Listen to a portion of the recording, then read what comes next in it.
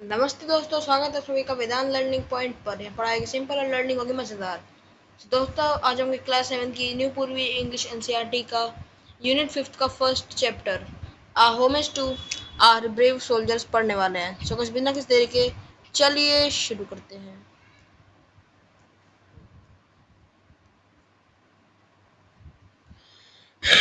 हाँ, two friends share their feeling about brave soldiers. One of them shares her experience of visiting the National War Memorial that has left a deep impact on her.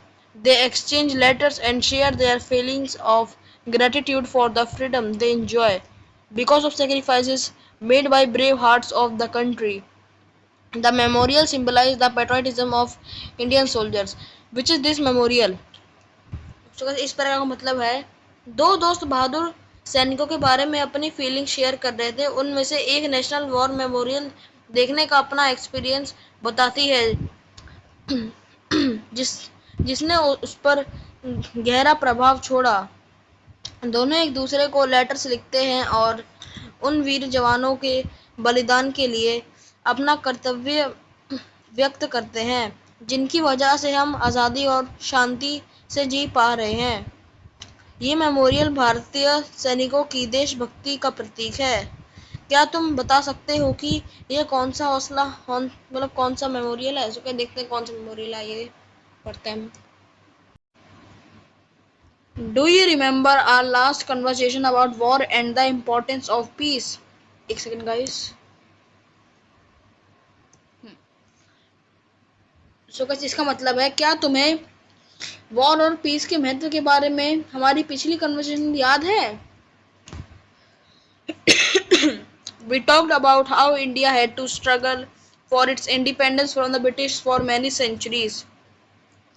हमने इस बारे में बात की थी कि India को ब्रिटिश से अपनी इंडिपेंडेंस पाने के लिए कई सदियों तक संघर्ष करना पड़ा। आगे, post independence our country had to fight several wars to protect its borders, territorial integrity, and its people. So guys, इसका मतलब है, पोस्ट इंडिपेंडेंस हमारे देश को अपनी बॉर्डर्स, टेरिटोरियल इंटीग्रिटी और अपने लोगों की रक्षा के लिए कई वॉर्स लड़ने पड़े। This made me wonder who were these brave Indian people. इससे मेरे मन में यह सवाल आया कि ये बहादुर इंडियन लोग कौन थे? They fought to protect our country and sacrificed their lives so that we could lead our lives in peace. उन्होंने हमारे देश की रक्षा के लिए लड़ाई लड़ी और अपने प्राणों को कुर्बान कर दिया ताकि हम चैन की सांस ले पाएं और अपना जीवन जी सकें। आगे, What were their names? उनका नाम क्या था? Where did they come from? वो कहाँ से आए थे? Does anyone remember anything about them? क्या किसी को उनके बारे में कुछ पता है? आगे, Last week I got the answer to some of my questions during an educational trip to New Delhi organized by our school. पिछले हफ्ते मुझे कुछ सवालों के जवाब हमारे स्कूल द्वारा आयोजित एजुकेशनल ट्रिप के दौरान नई दिल्ली में मिले। You may recall I was looking forward to this trip and our visit to many places of historical educational significance. Sorry guys, हाँ, तुम्हें याद होगा कि इस ट्रिप और हिस्टोरिकल तथा एजुकेशनल सिग्निफिकेंस वाले कई स्थानों की विजिट का बेसब्री से इंतजार कर रही थी। I learned several new and interesting things. Excellent guys. हाँ, and I am excited to share them with you. एक सेकंड गाइस। सो गाइस, इस लाइन का मतलब है, मैंने कई नई और रोमांचक बातें सीखी और मैं उन्हें आपके साथ साझा करने के लिए बहुत उत्साहित हूँ। आगे, let me begin by asking you to guess the name of the monument that I found most inspiring. शुरुआत में मैं आपसे उस मॉन्यूमेंट का नाम गेस करने के लिए कहकर करती हूँ जो मुझे सबसे अधिक प्रेरणादायक लगा। Let's see if you can guess. The construction of this monument started in April 2018 and was completed in February 2019. चलो देखते हैं कि तुम इसका सही। It was envisioned and then inaugurated by India's Prime Minister Shri Narendra Modi in February 2019. So guys, इसका मतलब है इसकी इन्वेंशनिंग की गई और फिर India prime minister Shri Narendra Modi द्वारा इसका इनॉग्रेशन किया गया फरवरी 2019 में। आगे, in terms of location and size, it is spread over 40 acres of land near the iconic India Gate. Location और साइज के अनुसार ये आइकॉनिक इंडिया गेट के पास 40 एकड़ भूमि में फैला हुआ है। But more importantly, it is a tribute to some of the bravest Indians. I am sure you guessed. It's the National War Memorial. Won't you say a long desired aspiration was fulfilled?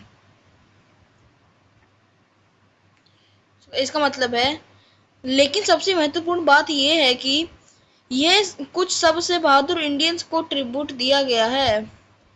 मुझे पूरा विश्वास है कि आपने इसका नाम पहचान लिया होगा। ये नेशनल वॉर मेमोरियल है। क्या तुम नहीं कहोगे कि एक लंबे समय से की जा रही एस्पिरेशन पूरी हुई? आगे,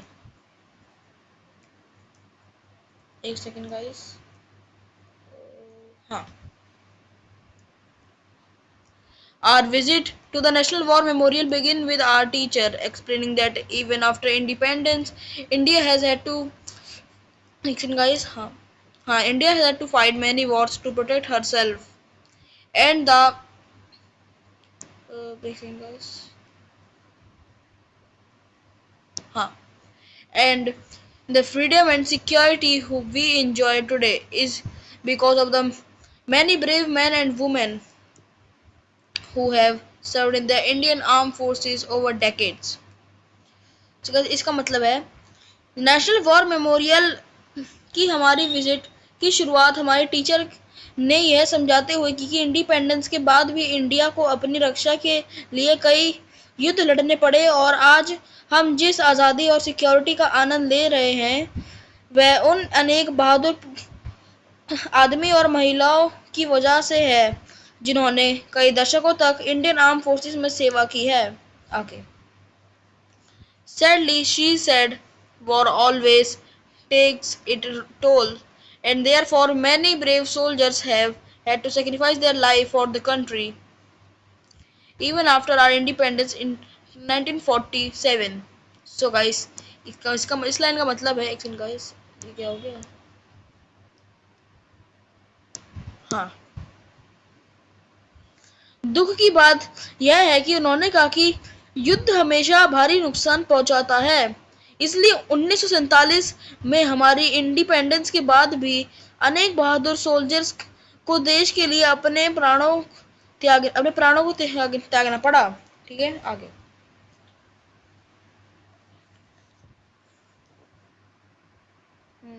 हाँ, this is what makes monument like the National War Memorial extremely important, so that we should never forget the cost of freedom. So guys, इस लाइन का मतलब है, हाँ, यही कारण है कि नेशनल वॉर मेमोरियल जैसे मॉन्यूमेंट्स अत्यंत महत्वपूर्ण है ताकि हम फ्रीडम की कीमत को कभी ना भूलें। हम हमेशा वॉर के दर्द और भयावहता से परिचित रहते हैं। आगे, we are aware always of the pain and horrors of war. हम हमेशा युद्ध के दर्द और भयावहता से परिचित रहते हैं। आगे, we learned that each brick of the memorial is called a tablet and it bears the name of soldiers who fought for India and made the supreme sacrifice in different wars from 1947 till date, including the Indo-China conflict of 1962 and the India-Pak wars in 1965 and 1971 and the Kargil war in 1999. तो इसका मतलब है हमने सीखा कि इस memorial की प्रत्येक ईंट को टैबलेट कहा जाता है और उस पर उन सोल्जर्स के नाम लिखे होते हैं जिन्होंने भारत के लिए कई लड़ाइयाँ लड़ी तथा 1947 से आज तक हुए विभिन्न युद्ध में जिनमें इंडो चाइना कॉन्फ्लिक्ट 1962, इंडो पाक वॉर 1965 और 1971 तथा कारगिल वॉर 1999 शामिल है। इन इन महान सोल्जरों ने अपना बलिदान इन वॉरों में दिया, उनके लिए टैबलेट बनाई जाती है। आगे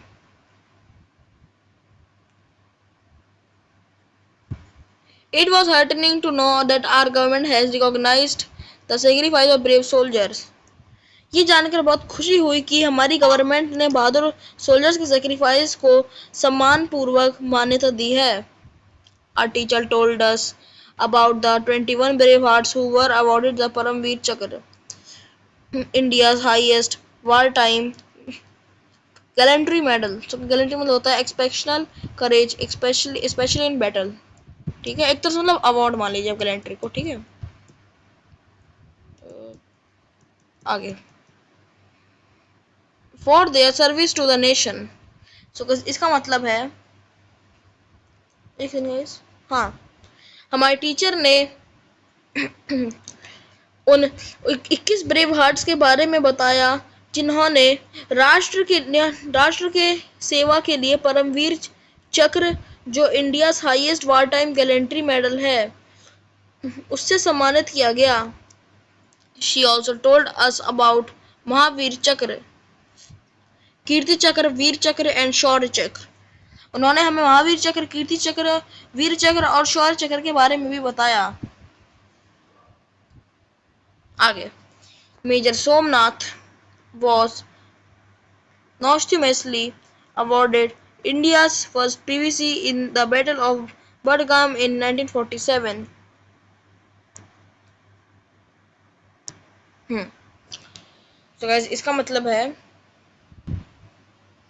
मेजर सोमनाथ शर्मा को 1947 में बैटल ऑफ बडगाम में उनके बलिदान के बाद इंडिया फर्स्ट पीवीसी से पोस्टुमसली सम्मानित किया गया। Later some more PVCs were awarded for exceptional gallantry during the India-China conflict of 1962 and the India-Pak War of 1965. बाद में 1962 के इंडिया चाइना कॉन्फ्लिक्ट और 1965 के इंडिया पाकिस्तान वॉर के दौरान दिखाई गई असाधारण गैलेंट्री के लिए और भी कई पीवीसी प्रदान किए गए। Besides, a PVC was also awarded for service during the UN peacekeeping operations in Congo. इसके अलावा कोंगो में UN peacekeeping operations के दौरान सेवा के लिए भी एक पीवीसी प्रदान किया गया। In the 1971 war, some of the heroes who were awarded the PVC posthumously, including Lance Lake Albert Eka, Flying Officer Nirmaljeet Singh Sikhon, Second Lieutenant Arun Khetarpal and Major Hoshiar Singh. 1971 war में PVC से सम्मानित किए गए कुछ वीरों में lance नेक Albert एका, flying officer Nirmaljit Singh सिखों, सेकंड लेफ्टिनेंट अरुण खेतरपाल और मेजर होशियार सिंह भी शामिल थे। आगे some navy personnel including Captain Mahendra Nath Mulla were also awarded MVC for their exemplary courage and leadership. So guys, इसका मतलब है कुछ नेवी पर्सनल जिसमें महेंद्र सिंह नाथ मुल्ला भी शामिल थे, उनको उनके उत्कृष्ट मतलब कि करेज और लीडरशिप के लिए एमबीसी से भी सम्मानित किया गया। आगे The teacher shared with us the citation of Paramvir चक्र अवॉर्डी लांस निक एल्बर्ट एका। उसके बाद फिर टीचर ने हमारे साथ परमवीर चक्र सम्मानित लांस निक एल्बर्ट एका का सिटेशन साझा किया। ठीक है, It touched my heart and also motivated me. इसने मेरे हृदय को छू लिया और मुझे प्रेरित भी किया। We were awestruck and humbled by his bravery. हम उनकी बहादुरी को देखकर आश्चर्यचकित और विनम्र हो गए. I aspire to be courageous like him when I join the army. जब मैं आर्मी में शामिल हो जाऊंगा तो मैं भी उनकी तरह करेजियस बनने की एस्पिरेशन रखता हूँ. हाँ. Sorry. Lance Naik Albert Eka was in the left forward company of the battalion of the Brigade of Guards during their attack on the enemy defense at Ganga Sagar on the Eastern Front. Lance Naik Albert Ekka पूर्वी मोर्चे पर गंगा सागर में दुश्मन की रक्षा पंक्ति पर हमले के दौरान ब्रिगेड ऑफ गार्ड्स की एक बटालियन की बाईं तरफ कंपनी में तैनात थे. This was a well-fortified position held in strength by the enemy. The assaulting troops were subjected to intense shelling and heavy small arms fire, but they charged on to the objective and were locked in bitter hand-to-hand combat. So guys, इसका मतलब है ये दुश्मन का एक बहुत ही मजबूत और अच्छी तरह सुरक्षित ठिकाना था. हमला करने वाली टुकड़ियों पर भारी शेलिंग और स्मॉल आर्म्स फायर किया गया, लेकिन फिर भी वे अपने लक्ष्य की ओर बढ़ते रहे और दुश्मन के साथ भीषण मतलब कि हैंड टू हैंड कॉम्बैट में भिड़ गए. आगे. Lance Naik Albert Eka noticed an enemy light machine gun inflicting heavy casualties on his company. इसका मतलब है लांस नायक एल्बर्ट एका ने देखा कि दुश्मन की लाइट मशीन गन उनकी कंपनी को भारी नुकसान पहुंचा रही थी. आगे. With a complete disregard to his personal safety, he charged the enemy bunker by knocking two enemy soldiers and silenced the light machine gun. अपनी जान की परवाह न किए बगैर उन्होंने दुश्मन की बंकर पर धावा बोल दिया और बैनॉट से दो दुश्मन सैनिकों को मार गिराया और लाइट मशीन गन को चुप कर दिया. Though seriously wounded in his encounter, he continued to fight alongside his comrades through the mile deep objective, clearing bunker after bunker with undaunted courage. हाँ. इस मुठभेड़ में गंभीर रूप से घायल होने के बावजूद वे अपने साथियों के साथ बहादुरी से लड़ते रहे और एक के बाद एक बंकर को साफ करते हुए लक्ष्य की ओर बढ़ते रहे. Towards the northern end of the objective, one enemy medium machine gun opened up from the second story of the well-fortified building, inflicting heavy casualties and holding up the attack. हाँ. लक्ष्य के उत्तरी छोर पर एक मजबूत इमारत की दूसरी मंजिल से दुश्मन की मीडियम मशीन गन ने गोलीबारी कर दी, जिससे भारी नुकसान हुआ और हमला रुक गया. आगे. Once again, this gallant soldier, without worrying about his personal safety, despite his serious injury and the heavy volume of enemy fire, crawled forward till he reached the building and looped a grenade through the loophole of the bunker, killing one enemy and injuring the other. So guys, इसका मतलब है एक बार फिर ये वीर सैनिक अपनी गंभीर चोट अपनी जान की परवाह किए बगैर रेंगते हुए इमारत तक पहुंचा और बंकर के लूप होल से एक ग्रेनेड अंदर फेंक दिया. और मतलब जो हमारे वीर सैनिक लांस नायक एल्बर्ट एका हैं, उन्होंने एक दुश्मन को मारना और आपस में एक दूसरे को जख्मी कर दिया.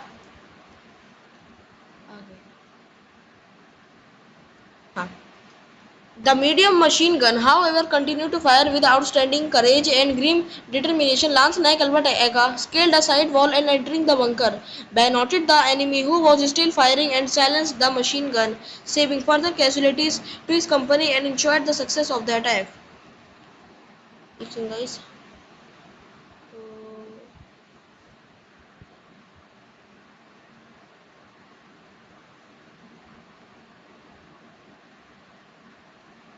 हाँ, तो गाइस इसका मतलब है अद्भुत साहस और दृढ़ संकल्प के बाद, सॉरी गाइस, दृढ़ संकल्प के साथ लांस नायक एल्बर्ट एका एक किनारे की दीवार पर चढ़ गए और बंकर के अंदर प्रवेश करके उस दुश्मन सैनिक को बायोनेट से मार गिराया जो अब भी गोली चला रहा था।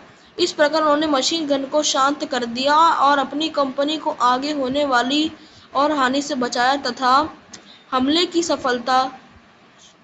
सफलता घोषित कर दी। आगे, in this process, however, he received serious injuries and succumbed to them after the capture of the objective. लेकिन इस प्रक्रिया में उन्हें गंभीर चोटें आई और लक्ष्य पर कब्जा करने के बाद वे उन चोटों के कारण वीर गति को प्राप्त हो गए, मतलब कि वो शहीद हो गए देश के लिए। आगे, in this action, Lance Naik Albert Eagle displayed the most common conscientious valor, determination, and made the supreme sacrifice in the best tradition of the army. इस लड़ाई में लांस नायक एल्बर्ट एका ने असाधारण वीरता, दृढ़ निश्चय और सर्वोच्च बलिदान का परिचय दिया तथा आर्मी की सर्वोत्तम परंपराओं का पालन किया। तो गाइस चलिए अब हम आगे देखते हैं। As we continued our visit around the National War Memorial, we came across another important installation called Amar Jawan Jyoti that commemorates our soldiers. जैसे जैसे हम नेशनल वॉर मेमोरियल का भ्रमण करते रहे, हमें अमर जवान ज्योति नाम का एक और महत्वपूर्ण स्मारक दिखाई दिया जो हमारे सैनिकों की स्मृति को सम्मान देता है। आगे, the name, as you may have guessed, represents an immortal flame that is kept ablaze all through the day and night to deserve the sacrifices of our soldiers. So इसका मतलब है, जैसे कि आपने अनुमान लगाया होगा, इसका नाम एक ऐसी अमर ज्योति का प्रतीक है जो हमारे सैनिकों के बलिदान को सम्मान देने के लिए दिन रात निरंतर जलती रहती है। आगे, earlier the Amar Jawan Jyoti, which also displayed a rifle and a helmet, was lighted under the Arch of India Gate in January 1972 to commemorate India's victory in the India-Pakistan War of 1971. पहले अमर जवान ज्योति, जिसमें एक rifle और एक helmet भी प्रदर्शित थे, जनवरी 1972 में इंडिया गेट के मेहराब के नीचे प्रज्वलित की गई थी ताकि 1971 के इंडिया पाकिस्तान वॉर में भारत की विजेता को स्मरण किया जा सके। आगे, the national war memorial now includes अमर जवान ज्योति in the obelisk which is surrounded by 4 chakras. अब नेशनल वॉर मेमोरियल में अमर जवान ज्योति को ओबेलिस्क में शामिल किया गया है जो 4 चक्रास से घिरा हुआ है।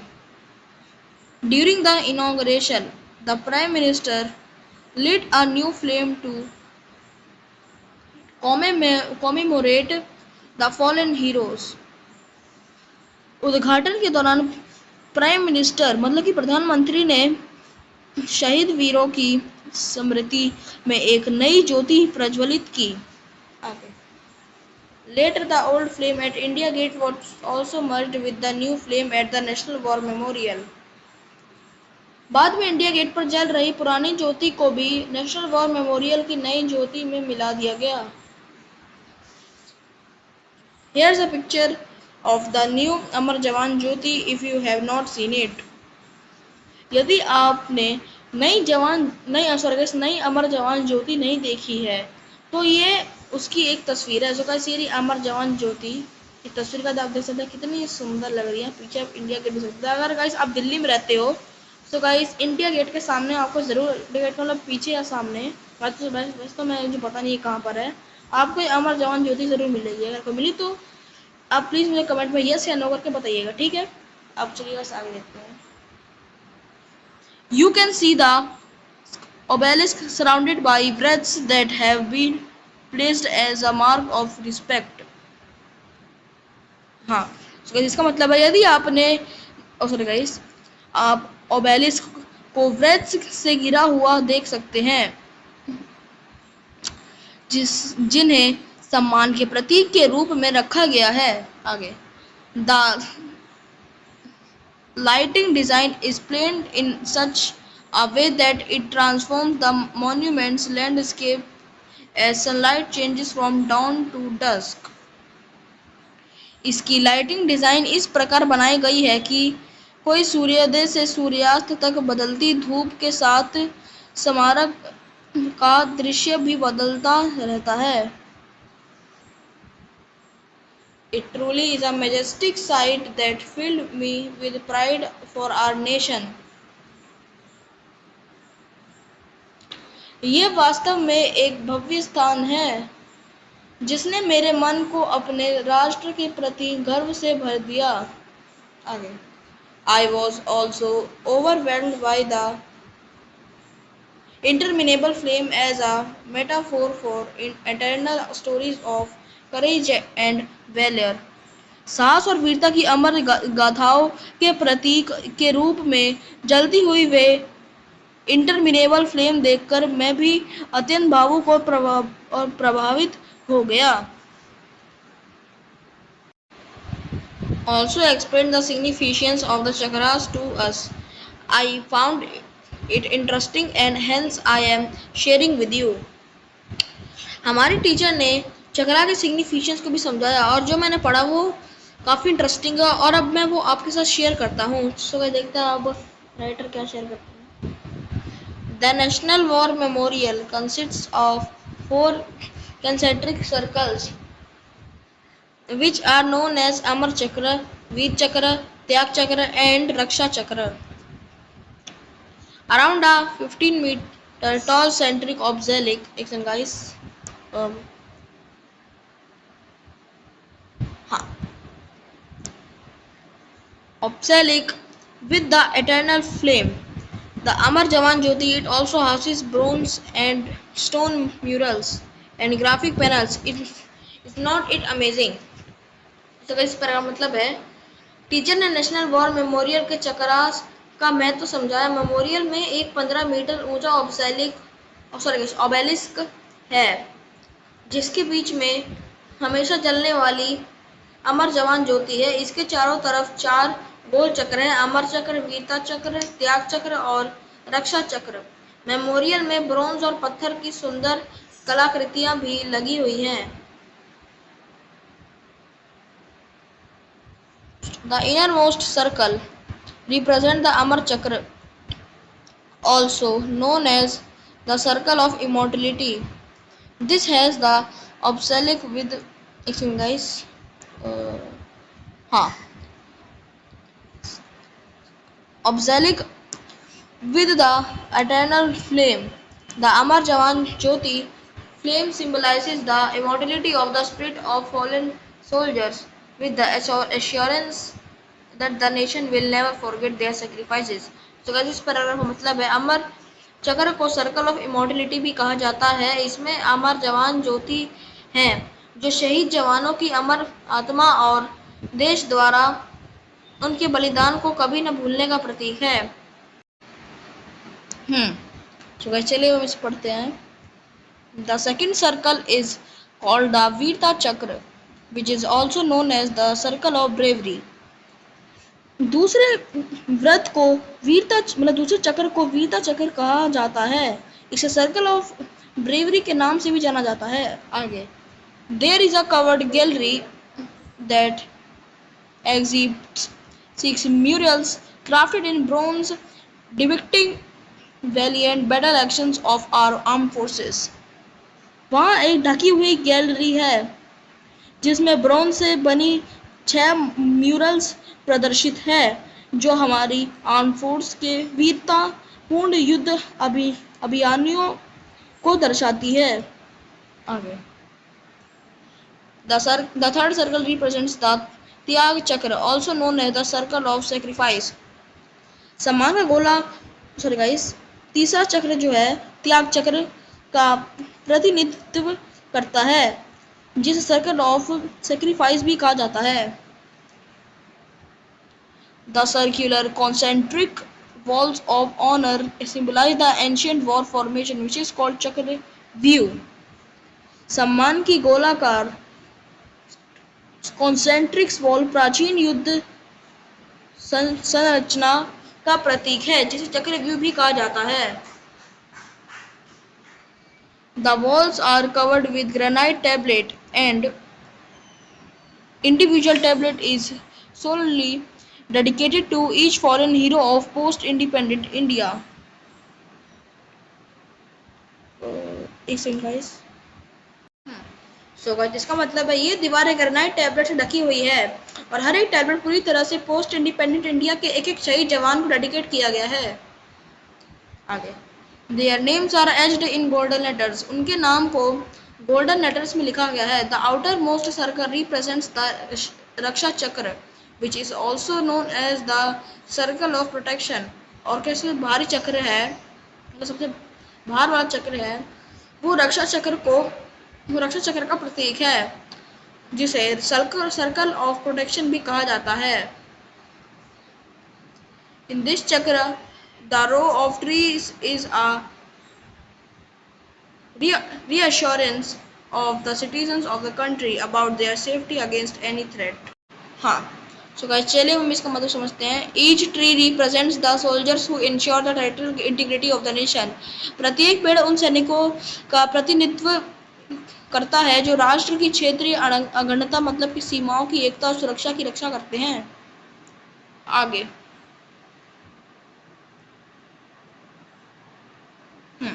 तो चलिए अब पढ़ते हैं इसे। We spent the whole day from morning to evening at the National War Memorial and surroundings area marked by majestic lawns and grand buildings of कर्तव्य पथ। हमने सुबह से शाम तक पूरा दिन राष्ट्रीय युद्ध स्मारक मतलब कि नेशनल वॉर मेमोरियल और उसके आसपास के क्षेत्र में बिताया जो भव्य लॉन और कर्तव्य पथ की विशाल इमारतों से सुशोभित है। आगे We were immersed in the ambience that was solemn and a reminder of what a true nation could achieve। हम उस गंभीर वातावरण में पूरी तरह डूब गए जो हमें यह याद दिला रहा था कि एक स्वतंत्र राष्ट्र क्या क्या हासिल कर सकता है। आगे The overall environment created an emotive experience that was visually inspiring। पूरे वातावरण ने एक भावनात्मक अनुभव प्रदान किया जो देखने में अत्यंत प्रेरणादायक था। I felt as I had developed a bond with the peace। मुझे ऐसा लगा कि मानो इस स्थान से मेरा एक गहरा जुड़ाव बन गया हो। I learned a lot but I also have to admit that the various discourses मतलब गाइस सीरियस डिस्कशन, कोई ज़रूरी डिस्कशन, ठीक है, during the day brought tears to my eyes। हाँ, मैंने बहुत कुछ सीखा लेकिन मुझे यह भी स्वीकार करना होगा कि दिन भर हुई विभिन्न चर्चाओं ने मेरी आंखों में आंसू ला दिया। आगे It was sad to think about the massive devastation and loss of life caused by wars। युद्धों के कारण हुई भारी तबाही और जनहानि के बारे में सोचकर बहुत दुख हुआ। It motivated me to live a life worthy of the sacrifices of our heroes। इसने मुझे प्रेरित किया कि मैं ऐसा जीवन जीऊं जो हमारे वीरों के बलिदान के योग्य हो। आगे After our visit, the class decided to make presentation on stories of valor of the brave hearts we came across at the National War Memorial। हमारी यात्रा के बाद कक्षा ने राष्ट्रीय युद्ध स्मारक मतलब कि नेशनल वॉर मेमोरियल में सुनी वीरता की कहानियों पर प्रस्तुति तैयार करने का निर्णय लिया। We divided ourselves into 5 groups. हमने खुद को 5 ग्रुप में बांट लिया। We decided to make presentation depicting the courageous stories of the soldiers. हमने सैनिकों की साहसपूर्ण कहानियों को प्रस्तुत करने का निर्णय लिया। Our teacher has also advised us to share our experience during the school assembly. हमारी टीचर ने हमें स्कूल की असेंबली सभा मतलब कि असेंबली में अपने अपने एक्सपीरियंस जो हमने वहाँ देखा नेशनल वॉर मेमोरियल में उसके बारे में उसको साझा करने की सलाह दी। गाइस चलिए अब हम आगे देखते हैं। I am delighted that all the students of our school will get to know about the National War Memorial and the soldiers it commemorates. मुझे खुशी है कि हमारे स्कूल के सभी स्टूडेंट्स को नेशनल वॉर मेमोरियल और जिन सैनिकों की यह स्मृति में बनाया गया है उनके बारे में जानने का अवसर मिलेगा। आगे I am going to give a presentation on the story of Major Padmapani Acharya, who fought for India in the 1999 Kargil War and was awarded the Mahavir Chakra. हाँ, इसका मतलब है मैं मेजर पद्मपानी आचार्य की कहानी पर प्रस्तुति देने जा रहा हूँ, जिन्होंने 1999 के कारगिल युद्ध में भारत के लिए वीरता पूर्वक युद्ध लड़ा और उन्हें महावीर चक्र से सम्मानित भी किया गया।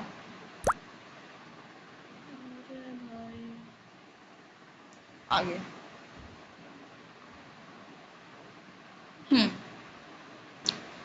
The citation of the for the Mahavir Chakra reads as follow. Hey guys, चलिए हम पढ़ते हैं इसे। On 28 June, Major Padmapani Acharya as a company commander was assigned to formidable task for capturing an enemy position, which was heavily fortified, strongly held and covered with mines and sweeping machine gun and artillery fire. तो इसका मतलब है 28 जून 1999 को company commander के रूप में major Padmapani आचार्य को दुश्मन की एक चौकी पर कब्जा करने का अत्यंत कठिन कार्य सौंपा गया। आगे चलिए इसका अब ये पढ़ते हैं हम। हाँ, success of the battalion and brigade operation hinged on the early capture of this position. Battalion और ब्रिगेड के अभियान की सफलता इस चौकी पर शीघ्र कब्जा करने पर निर्भर थी। However, the company attack almost faltered at the very beginning when the enemy's artillery fire came down securely on the leading platoon, inflicting large number of casualties.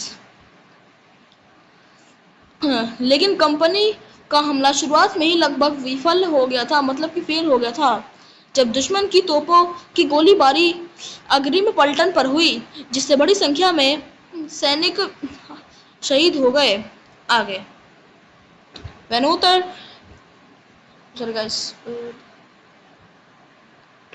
Uttar disregard to his personal safety, Major Padmapani Acharya took the reserve platoon of his company and led it through raining artillery shells. अपनी जान की परवाह न किए बगैर major Padmapani Acharya ने अपनी company की रिजर्व पलटन की कमान संभाली और उसे तोपों के लगातार बरसते गोलों के बीच आगे बढ़ाया। Even as his men were falling to the murderous enemy fire, he continued to encourage his men and charged at the enemy up the steep rock face with his reserve platoon. हाँ, इसका मतलब है जब उनके सैनिक दुश्मन की भीषण गोलीबारी में गिर रहे थे तब भी वे उनका उत्साह बढ़ाते रहे, मतलब कि हौसला बढ़ाते रहे और अपनी रिजर्व पलटन के साथ खड़ी चट्टान पर चढ़ते हुए दुश्मन पर धावा बोल दिया। Unmindful of the hail of bullets from the enemy's position, Major Padmapaniacharya crawled, guys, हाँ, crawled up to the enemy position and lobbed grenades in this, sorry guys, grenades, ठीक है। चलिए अब हम इसका मतलब समझते हैं। गोलियों की बौछार की परवाह किए बिना मेजर आचार्य दुश्मन की चौकी तक रेंगते हुए पहुंचे और ग्रेनेड फेंके। इस साहसिक हमले में मेजर आचार्य गंभीर रूप से घायल हो गए। आगे, In this daring assault, Major Acharya was severely injured. इस हमले में मेजर आचार्य गंभीर रूप से घायल हो गए। आगे, Despite being seriously injured and unable to move, he ordered his men to leave him and charge at the enemy while he continued to fire at the enemy. So guys, इसका मतलब है गंभीर रूप से घायल होने और चलने में असमर्थ होने के बावजूद उन्होंने अपने सैनिकों को उन्हें छोड़कर दुश्मन पर हमला जारी रखने का आदेश दिया, जबकि वे स्वयं भी दुश्मन पर गोली चलाते रहे। आगे, The enemy position was finally overrun and the objective was captured. After completion of the mission, the officer, however, succumbed to his injuries. तो इसका मतलब है अंत में दुश्मन की चौकी पर कब्जा कर लिया और लक्ष्य प्राप्त कर लिया। मिशन पूरा होने के बाद वे वीर अधिकारी अपनी चोटों के कारण वीर गति को प्राप्त हो गए, मतलब शहीद हो गए। Major Padmapani Acharya displayed exceptional courage, leadership and spirit of self-sacrifice in the face of enemy. Major Padmapani Acharya ने दुश्मन का सामना करते हुए असाधारण साहस, उत्कर्ष नेतृत्व और सर्वोच्च आत्म बलिदान की भावना का परिचय दिया। आगे, Before he went into battle, he wrote a letter to his father that he was not afraid or scared about losing his life while trying to protect the motherland.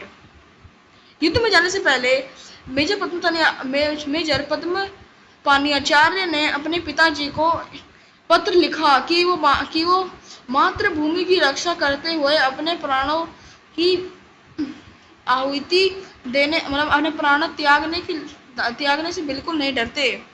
Quoting Shrimad Bhagavat Gita, he went on to say, Shrimad Bhagavat Gita का उदाहरण देते हुए उन्होंने आगे लिखा, सभी संस्कृत में लिखा है, पढ़िएगा और मुझे इसका मतलब बताइएगा। वैसे इसका मतलब आता फिर भी आप अपने वर्ड्स में इसका मतलब कमेंट बताइएगा, ठीक है। चलिए आगे पढ़ते हैं। इसका जो है, If you fight, you will either be slain on the battlefield and go to the celestial abode, or you will gain victory and enjoy the kingdom on the earth. Therefore, arise, O son of Kunti, be determined to fight. यदि तुम युद्ध करोगे तो या तो रणभूमि में वीर गति प्राप्त कर स्वर्ग जाओगे या विजय प्राप्त करके पृथ्वी पर राज्य का सुख भोगोगे। इसलिए हे कुंती पुत्र, उठो और दृढ़ निश्चय के साथ युद्ध करो। आगे, हाँ,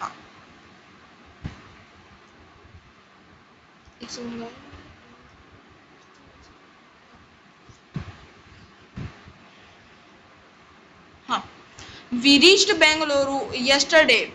I have written a long letter as I could not help sharing this inspiring experience with you. हम कल बेंगलुरु पहुंच गए।